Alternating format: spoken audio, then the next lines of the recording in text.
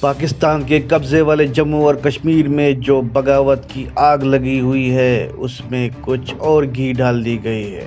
پاکستان کی سیکیورٹی ایجنسیوں نے ایک مشہور شاعر اور صحافی یعنی پترکار کو اغوا کیا ہے۔ اس شاعر کا نام ہے احمد فرحات، جس نے حال ہی کی مہم جو کہ مقبوضہ کشمیر میں چلی اس کو اپنی آواز دی اور اچھالا۔ یہ بات پاکستان کو پسند نہیں آئی اور اس کی انٹیلیجنس ایجنسی ISI کے لوگ کل یعنی 15 مئی کو اس کے گھر پہنچے راولپنڈی میں۔ وہ لوگ جبرن گھر میں گھسے، CCTV توڑ دیا اور فرحات کو زبردستی کھینچ کے باہر گاڑی میں بٹھا کے کہیں نامعلوم جگہ پہ لے گئے۔ گزشتہ کچھ دنوں سے کشمیر میں احتجاجات جو ہیں وہ جاری تھے، آپ سب کو پتہ ہے، تو اس میں احمد فرحات نے بہت زیادہ کوریج دی اس سارے مدعے پر، اور سب سے زیادہ جو ووکل تھے وہ احمد فرحات تھے۔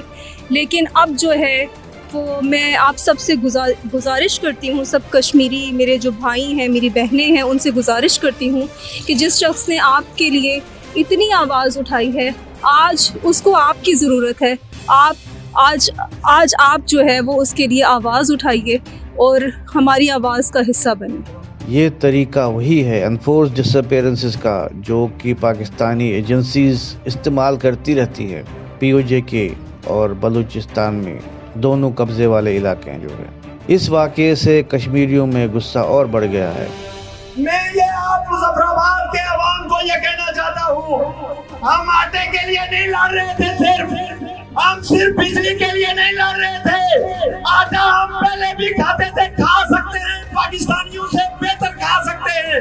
بجلی ہم خود پیدا کرتے ہیں، ہم اپنی آزادی کے لیے لڑ رہے ہیں، اور مظفر آباد کے اس خون کو ان ناپاک فوجوں سے آزاد کروانے کا ایک ذریعہ بنا کر یہ جو چکلا ہے یہاں پر 53 چوروں کا، اور یہ جو ان کے آگے حرام خور بیوروکریٹس ہیں، اس دھرتی کو ان سے پاک کروا کے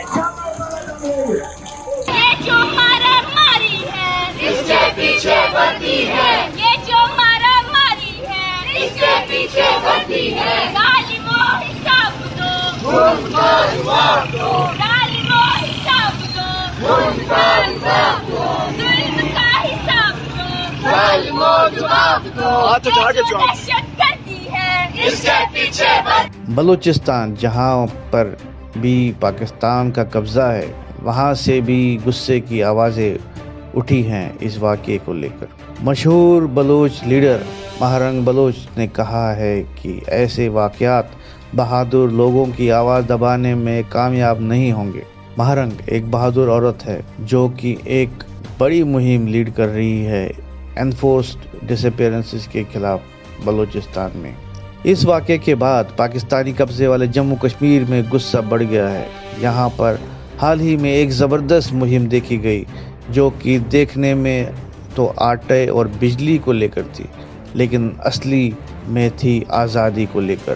آزادی کی آوازیں اب اور بلند ہو رہی ہے پاکستانی مقبوضہ کشمیر میں۔ وہاں کے لیڈر اب کھلے عام یہ کہہ رہے ہیں کہ ہم کیا چاہتے، آزادی۔ کو پاکستانی جرنیلوں اور چینی کاروباریوں نے مل کے بانٹ دیا ہے، اور ان کے باپ کے یہ پہاڑ نہیں ہے، ان کے باپ کے یہ پہاڑ نہیں ہے۔ پاکستانی جرنیلوں، تم امریکہ کے ڈالر کھا کر تمہارا گزارا نہیں ہوتا ہے جو کہ جتنے پہاڑوں کو کھا رہے ہو، تم امریکہ کے ڈالروں سے تمہارا پیٹ نہیں بھرا۔ یہاں جو بھی کوئی لیز ہوتی ہے اس کے پیچھے یا پاکستان آرمی کا کوئی ریٹائر افسر ہوتا ہے یا کوئی چائنا کاروباری ہوتا ہے، کوئی عام آدمی نہیں ہے۔ ہم تمہارے پیٹ سے نکالیں گے ان پہاڑوں کو، ان پہاڑوں میں تمہارے قبرستان بنا دیں گے۔ تم کیا سمجھتے ہو تم یہاں سے سونا نکالو گے، تم اپنی ہڑیاں نکالو گے یہاں سے۔ پاکستان کو ایک ریاست کے طور پر دیکھنا چاہتے ہیں، ہم کشمیر کے برابر اس کی حیثیت چاہتے ہیں، ہم کشمیری کی طرح یہاں صدر چاہتے ہیں، ہم کشمیری کی طرح یہاں وزیر اعظم چاہتے ہیں، ہم کشمیری کی طرح اپنا جھنڈا چاہتے ہیں، ہم کشمیری کی طرح اپنی ترانا چاہتے ہیں، لیکن چاہیے وہ اچھا شی ہے ये हम लोगों की जायदाद है। कोई आएगा, हथियार तैयार करो, जंग लड़ते हैं, जंग, हथियार तैयार करो, सारे हथियार तैयार करो, इसके बगैर। और इन दफ्तरों पर जब हम आग लगाएंगे, इन दफ्तर वाले सुनो, तुम्हारे दफ्तरों पर जब आग लगाएंगे, हफ्ते तक धुआं आसमान पर निकल रहा होगा।